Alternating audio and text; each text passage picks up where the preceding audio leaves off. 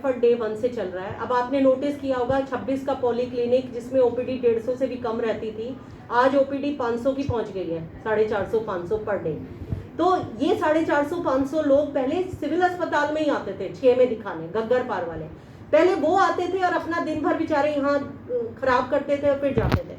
अब मेरे डॉक्टर वहाँ जाते हैं और वही मरीजों को वहाँ जाके अटेंड करते हैं, उनका भी पूरा दिन बचता है। जो मरीज है, जो बेचारा धक्के खा रहा था यहाँ भीड़ में घंटा घंटा लाइन में लगता था, अब उसको वहीं पे 26 में वो सुविधा मिल रही है, तो वो लोग भी खुश हैं। आप कभी उनसे पूछ के देखिए जो वहाँ सुविधा ले रहे हैं। मैं तो खुद वहाँ जाती हूँ टाइम टू टाइम और मॉनिटर करती हूँ, तो पब्लिक भी खुश है।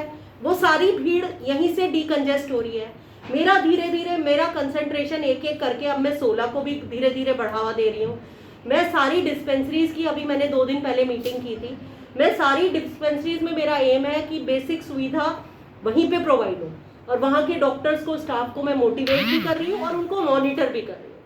तो दोनों तरीके से मेरी कोशिश है कि वहाँ पे जो भी छोटी मोटी सर्दी खांसी जुकाम है, कोई प्रॉपर्टी लगना है, कोई एमटीपी होना है, जो छोटी सुविधाएं जो मैं डिस्पेंसरी लेवल पे दे सकती हूँ वो डिस्पेंसरी लेवल पे दूँ, जिससे कि उस तरह के मरीज यहाँ ना आए।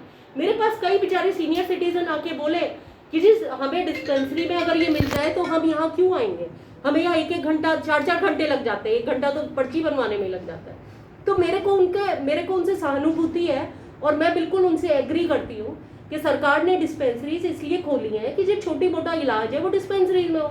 तो जब मरीज इस तरह का डीकंजेस्ट हो जाएगा तो सिविल अस्पताल में वैसे भी क्राउड कम होने लगेगा, ठीक है ना।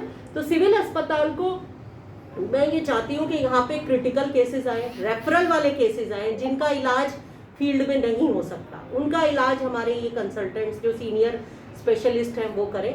उससे पब्लिक को हर तरह का फायदा होगा और जो उनको आगे मेडिकल कॉलेज के धक्के खाने पड़ते हैं वो भी कम हो जाएगा, क्योंकि जब यहाँ पे स्पेशलाइज्ड केयर होने लगेगी तो फिर उनको उस तरह की सुविधाएं नहीं मिलने लगेगी। कहीं ना कहीं मैम जिस तरह इमरजेंसी की बात की जाती है तो वहाँ पे स्टाफ की कमी नज़र आती है, जिस तरह की ब्लड बीपी चेक करना हो या फिर इस तरह की जो कई बार ऐसी खबरें आई हैं, उसके बारे में क्या कुछ कर रहे हैं मैम आप? देखिए ये ना पीएमओ को actually day to day activity PMO को मॉनिटर करनी चाहिए।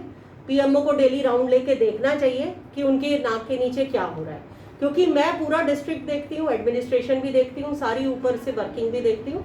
बट क्योंकि आप जानकारी में लाए हैं, इसके अगेंस्ट भी मैं एक बार पूछूंगी जरूर पीएमओ से कि इस तरह का क्यों हुआ।